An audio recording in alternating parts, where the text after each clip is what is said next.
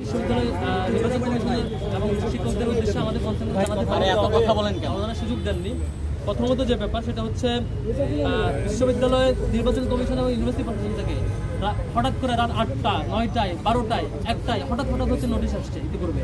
এরকম এই মানে প্রফেশনাল আচরণ আমরা আশা করেছিলাম, যেটা নির্বাচন কমিশনের কাছ থেকে নির্ধারিত টাইমে যে কোনো কনসার্ন জানানোর একটা স্বাভাবিক প্রক্রিয়া জানানো, অ্যাবনর্মাল প্রক্রিয়ায় হঠাৎ জানানো, এটা খুবই আনপ্রফেশনাল আচরণ। আমরা আমাদের প্যানেলের জায়গা থেকে ইউনিভার্সিটি শিক্ষকদের কাছ থেকে প্রফেশনাল আচরণ প্রত্যাশা করছি। যে কোনো বিজ্ঞপ্তি জানানো, যে কোনো কনসার্ন জানানো, সেটি যাতে নিয়মতান্ত্রিক উপায়ে হয়। হঠাৎ করে একটা ইস্যু মনে হলো, রাতের বেলা একটা খসড়া করে আপলোড দিয়ে দেওয়া হলো, এটা খুবই দুঃখজনক।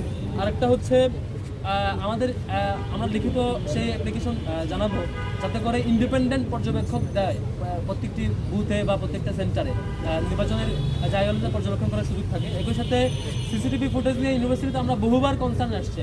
কয়েকদিন আগে যে কলাভবনের ডিন অফিসের সামনে থেকে হচ্ছে একটা কারো একজনের বাইক চুরি হয়েছে, পরে বলে যে সিসিটিভি ক্যামেরা নষ্ট, এই জায়গাটা আওতাধীন না।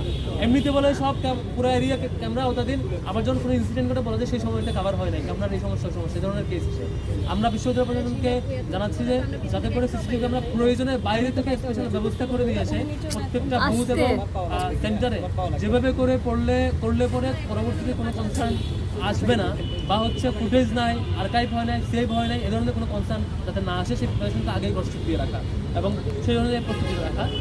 আরেকটা বিষয় হচ্ছে